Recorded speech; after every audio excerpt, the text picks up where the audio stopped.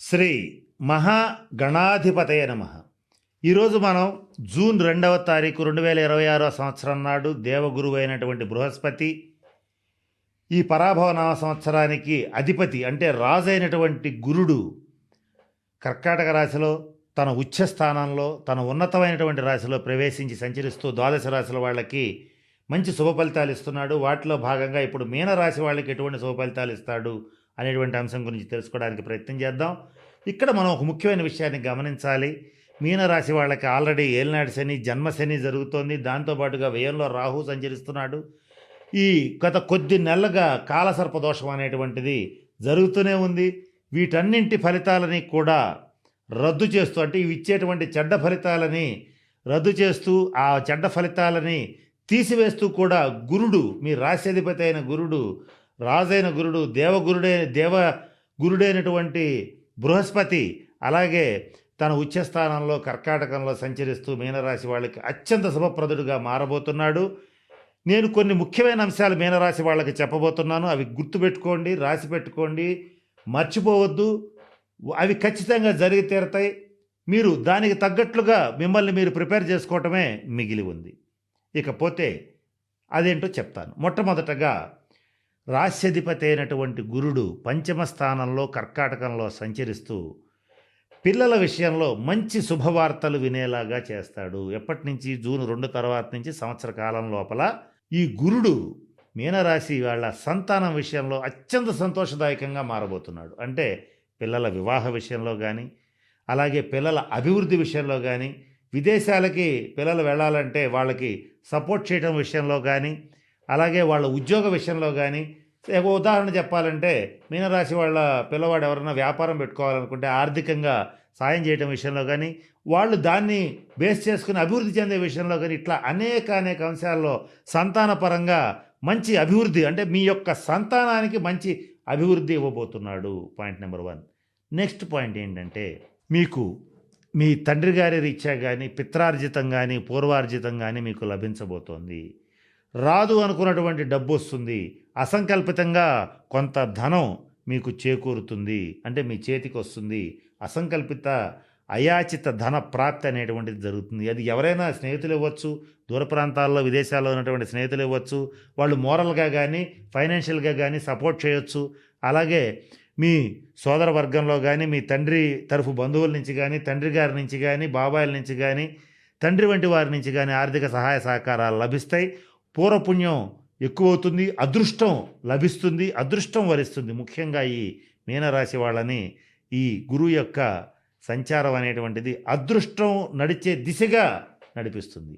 ఇక్కడ జన్మశని ఉన్నప్పుడు సహజంగా ఏ రాశి వాళ్ళకైనా సరే కష్టాలు, అనారోగ్యాలు, ఈతి బాధలు, స్థానభ్రంశం, ఒకచోట ఉండకపోవటం, మతిభ్రంశం, మైండ్ పనిచేయకపోవటం, అలాగే అనారోగ్యాలు, కుటుంబ కలహాలు, జీవిత భాగస్వామితో పోరాటం, కుటుంబ సభ్యులు మిమ్మల్ని అవమానించటం, మీ యొక్క బంధువులు మీ ఎదురుగా పొగిడి మీ చాటుగా తిట్టడం, మీ సాయం పొందిన వాళ్ళు కూడా మిమ్మల్ని నీచంగా చూడటం, ఇవన్నీ చేసేలాగా జన్మశని చేస్తాడు. కానీ ఆ ఫలితాలన్నీ కూడా జూన్ 2 నుంచి దాదాపుగా మీ మీద నుంచి సింపుల్గా చెప్పాలంటే మేఘాలు తొలగిపోయి సూర్యుడిలాగా ప్రకాశించేటువంటి సమయం మీకు ఆసన్నమైందని చెప్పొచ్చు. ఈ విషయంలో సందేహం లేదు. ఆర్థికంగా పరిపుష్టి సాధించగలుగుతారు. రుణాలని కొంతమేర తీర్చుకోగలుగుతారు. దుర్వ్యయాన్ని అరికట్టగలుగుతారు. అంటే చెడ్డ ఖర్చులు, చెడ్డ అప్పుల్ని తీసేయగలుగుతారు. ఇకపోతే ఈ గురుడు మీకు ఈ సంవత్సరం పుణ్యక్షేత్ర సందర్శన దిశగా మిమ్మల్ని అడుగులు వేయిస్తాడు.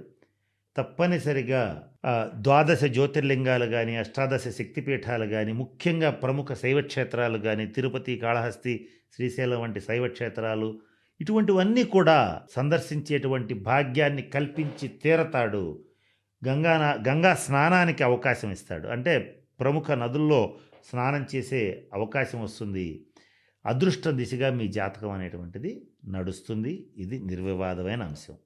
అయితే ఇక్కడ ఎంత కాదనుకున్న జన్మశని సప్తమ స్థానాన్ని చూస్తూ మీరు చేసే ప్రతి పనిలోనూ జీవిత భాగస్వామి మీకు ఆటంకాలు కలిగించటం, మిమ్మల్ని ఇబ్బంది పెట్టడం, మానసికంగా కొంత ఆందోళనకు గురి చేయటం జరుగుతుంది. అది మీరు దాన్ని ఎక్కువ సీరియస్గా తీసుకోకుండా, అతిగా ఆలోచించకుండా తేలిగ్గా తీసుకోండి.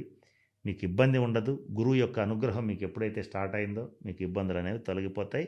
రాహుగ్రహ ప్రభావం వల్ల చెడ్డ ఖర్చులు ఉంటాయి కనుక మీరు చేయవలసిందల్లా ఏంటంటే ప్రతి గురువారం నాడు విష్ణు సహస్రనామ పారాయణ చేయండి.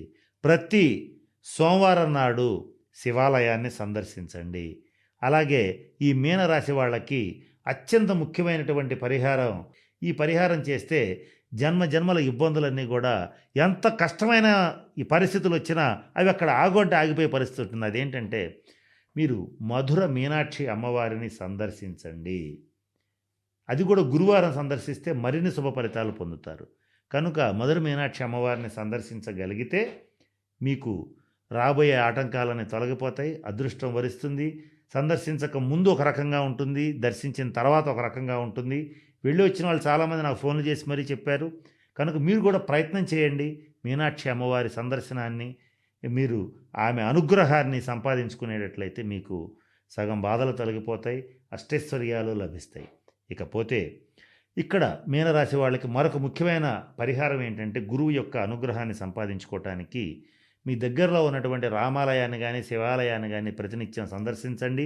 జీర్ణమైన ఆలయాలు అంటే కొంత శిథిలావస్థలో ఉండి కొంత పూజా పునస్కారాలకు నోచుకున్నటువంటి రామాలయాన్ని కానీ శివాలయాన్ని కానీ మీరు ఆర్థికంగా సహకరించి వాటిని డెవలప్ చేసినా, లేదా ఒకవేళ డబ్బులు ఇవ్వలేకపోతే శారీరకంగా శ్రమ చేసైనా సరే కొంత అభివృద్ధి చేసేటట్లయితే జన్మ జన్మలుగా ఉన్నటువంటి మీకున్నటువంటి ఈ శని బాధలు ఏవైతే ఉంటాయో అవన్నీ ఖచ్చితంగా తొలగిపోతాయి.